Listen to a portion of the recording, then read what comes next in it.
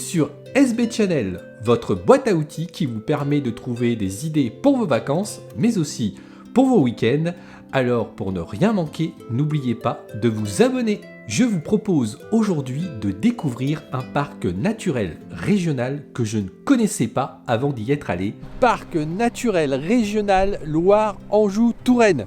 Yes, je me suis pas trompé. Ce parc se situe approximativement entre Tours et Angers, le long de la Loire. Je vais être tout à fait honnête avec vous. Je suis allé en vacances donc à Azay-de-Rideau et quand j'ai regardé la carte pour préparer mon séjour, mais il y a un parc naturel ici. Du coup, je me suis demandé comment une zone géographique pouvait devenir un parc naturel régional. Selon moi, et un peu naïvement, je dois le reconnaître, je pensais que les parcs naturels c'était uniquement réservé aux chaînes de montagnes, comme les Vosges, le Jura, les Pyrénées. Eh bien non, pas du tout.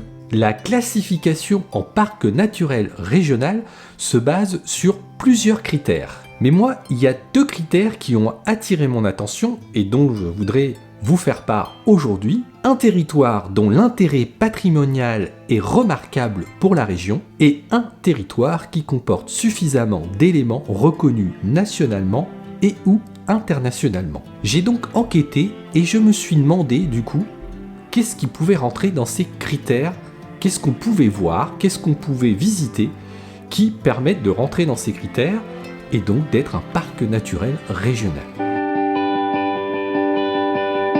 Et oui, ce fleuve est certainement l'un des piliers pour cette classification en parc naturel.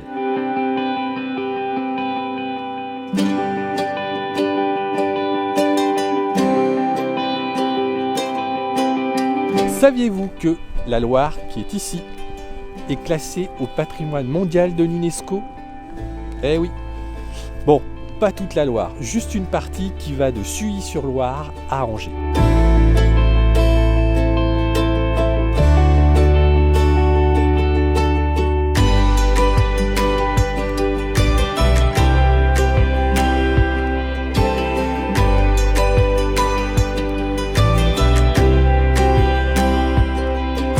Nous sommes évidemment dans la région des châteaux de la Loire. Les plus connus comme Chambord, Chenonceau, Blois ou même Cheverny ne sont pas dans ce parc. Mais à cet endroit, on n'est pas en reste, il y a plusieurs dizaines de châteaux assez magnifiques à visiter. Voici un échantillon de ces merveilles architecturales.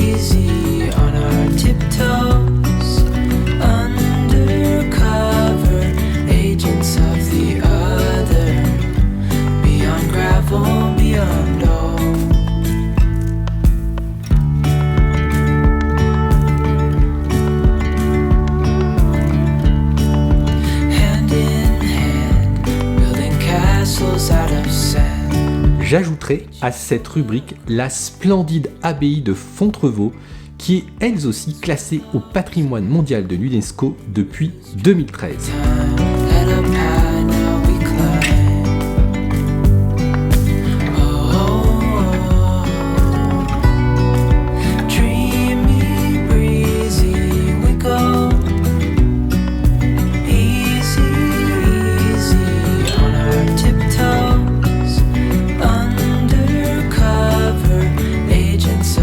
sommes ici dans une région viticole, les vins de Touraine. Et donc, dans ce parc, on trouve un certain nombre de vignes et d'appellations d'origine contrôlée.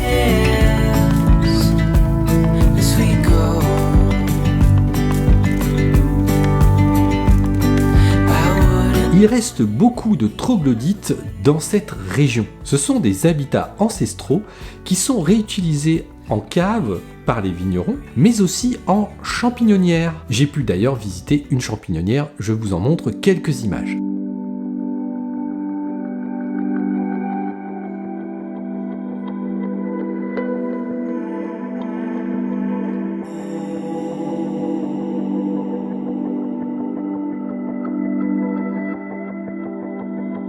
Vous avez dans ce parc naturel 3 des plus beaux villages de France.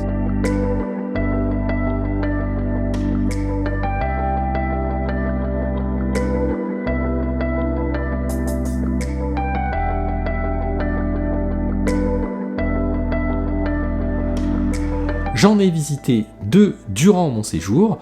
J'en ferai une vidéo spéciale. Si vous ne voulez pas la manquer, n'oubliez pas le petit abonnement. Voilà donc les quelques raisons qui, selon moi, justifient largement le fait que cette région soit un parc naturel régional. Je dois dire que j'ai été agréablement surpris. C'est vraiment un coin que j'ai beaucoup apprécié. À mon avis, il faut au moins une semaine sur place si vous voulez vraiment profiter des merveilles que vous trouverez dans ce parc. Et puis ce parc est à la croisée de différents parcs de loisirs. Si vous avez envie pendant une journée de faire autre chose que de la balade culturelle ou naturelle, vous pouvez vous rendre aux Eaux de la Flèche, au parc zoologique de Beauval ou même au Futuroscope. J'espère que cette vidéo vous aura donné envie d'aller faire un petit tour dans le parc naturel régional Loire-Anjou-Touraine. Si vous avez aimé cette vidéo, n'oubliez pas de liker, ça me fera plaisir.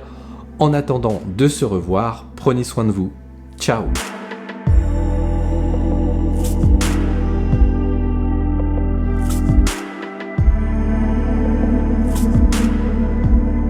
Dis-moi, tu penses que la blague Petit Tour, Touraine, tout le monde va comprendre?